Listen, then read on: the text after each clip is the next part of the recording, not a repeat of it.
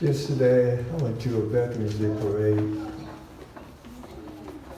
and for all veterans, I think you know what I say when you watch a program like that. You know, you lost and go with so many different feelings. And I think looking at the scouts and the young people here today, I think you know what it is all about. It is about them. You are trying your very best to make things good for them. I hear them read a pledge, one line that sticks out, and I wish all of us would follow, is to be moral and straight. If that was the code for the world, maybe we wouldn't need so much military people out there. There's a memorial, two memorials right behind my office. One is for the Vietnam War, and one is for the Korean War. On that Vietnam are several friends that I know from Milan, from Hilo. And I remember looking at the names from all over the island. There's 50 names out there from this small island that died in Vietnam. One of them is Captain Hickox. And the reason I remember that name, because I'm looking at all the names, and it was Captain Hickox Corner. And the reason I remember that name, because his daddy was the manager of a place called Falls of Hawaii. It was always so good to us people of plantation. And the memorial on the side of that is of the Korean War. And the numbers are almost the same. I think of 51 boys that died from this island. For those of you who are parents, or I think you know the extreme sadness of looking at names and relating it to not just a name, but boys, on the average, I would bet anything that probably 20, 21 years old. You know the extreme sadness of knowing that they died in a place far away from people that cares for them and people that they care for. The only consolation you find in that is that of these children in front of me, for what they died for.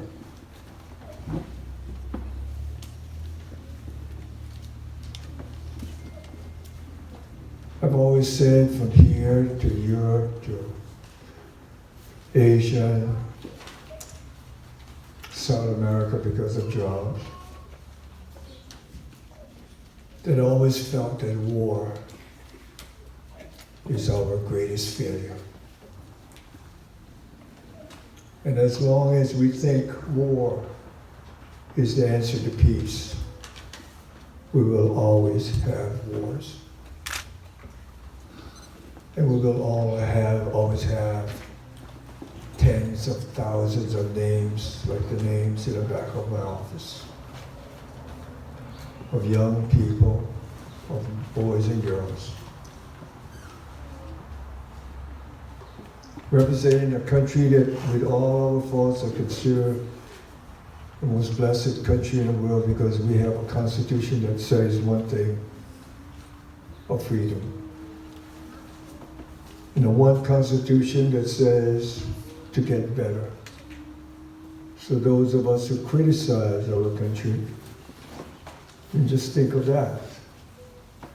What other country has a constitution that allows it to change as time changes? So we will get better. I remember speaking to Senator Inouye years ago as a young man with not a complete understanding of the whole picture. And that's a beautiful thing about being old as I am. You see things better. You're not so hyper-emotional. And I asked him once, how can you, Japanese, born in Hawaii, and knowing how your families have been treated because of a war they had no part of, and then you serve in Congress. And he's the one that said to me of the Constitution, when I said of all men created equal, you know, we're not like that here. And my learning from him was this. And I ask you to know the importance of that. He doesn't say that this country is of that. It says this country will aim to be that. And that's what we represent to the world. And that's why a young couple that I just met, whose son, bless him, is in the Naval Reserve. Congratulations for that. And I look at all those names and plaques and memorials, I think of that. The last time I addressed the Veterans Program last year, I said of this, and I promised that I would say it at every opportunity I have. So excuse the sadness of it, but it's a reality of what I'm asking us. There's a man by the name of Dr. Rex Wydell. He's in Healers, a doctor of chiropractor. And if you see him around, he lost his entire left leg from the hip down. And I said this to all the congressmen and people of this group about 5 years ago. When he told me, talking sorry about past, that he saw more soldiers, Marines die in the hospital of Guam, coming back from Vietnam, than he did in the battlefields of Vietnam. And I asked him, well, how is that possible? And because I was a medic, he was talking about, you know what the place feels like and smells like. For wounded and cries and screams. And the reason a lot of them died is not because from the wounds of Vietnam. It was because you and I did not do what we should do. And that's why I'm telling you this. For years you remained silent because you did not want to have this exposed or what went wrong. But like I told you, we need to get better. He was saying about being in the hospital of Guam where wounded personnel was sent to, either there or someplace in the mainland, for triage, and then sent to a hospital near home. That because of a lack of equipment, resources, personnel, space, many of them died from infection and other things. Why was there silence, I think, from many people, including yours truly? I could not think of the agony of a parent who had a son or daughter get wounded and hear that their loved one is being transported to a military hospital in the territory of the United States, or state of the United States, thinking everything will be all right. And how do you tell them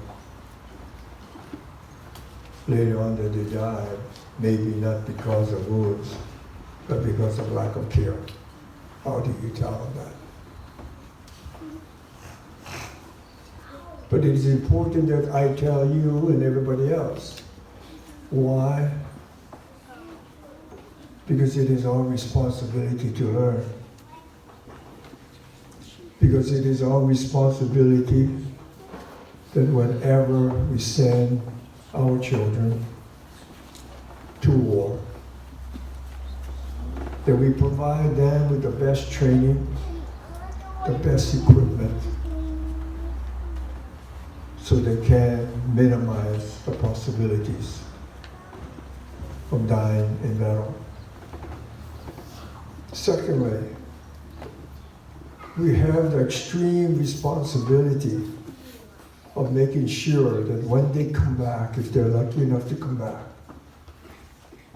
we provide them with the best resources possible to handle their wounds, whether they be of mental or physical. And there are some here in Kona,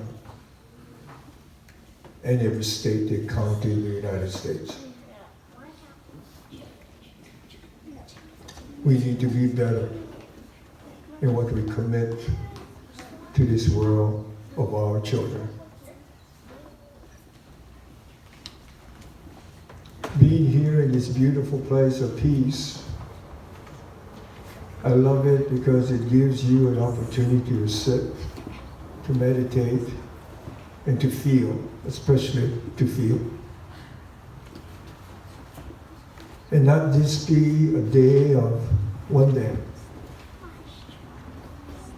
It has to be something of every day. It has to be something of the way the Scouts just read their pledge to be morally right. And we live that, maybe there won't be so many sad stories out there.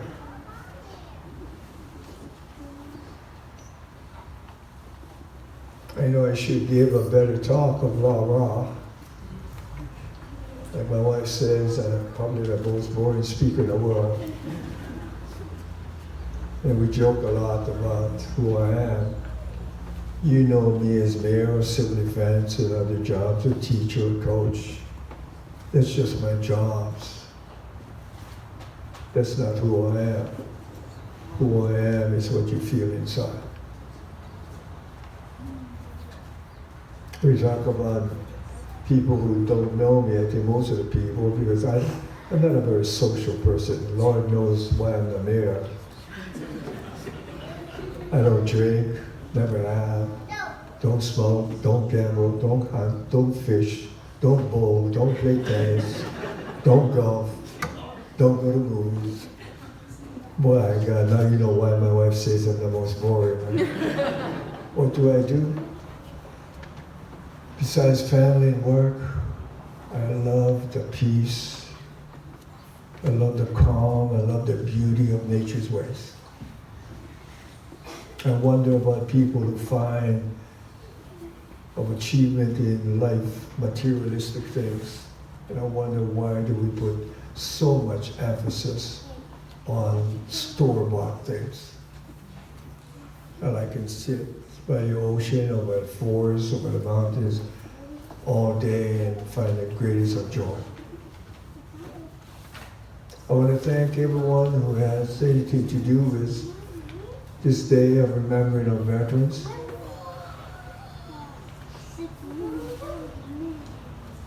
I wish and I pray for the day when people like you that are in this temple, the Buddhist Homaji, dominates the world.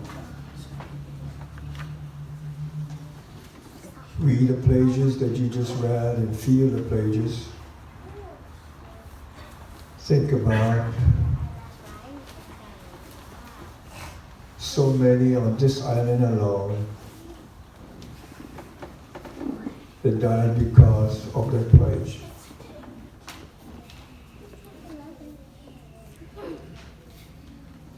I wish you Godspeed. I would thank you for who you are. And with these young people in front of us, you know we have a chance for tomorrow. Thank you very much.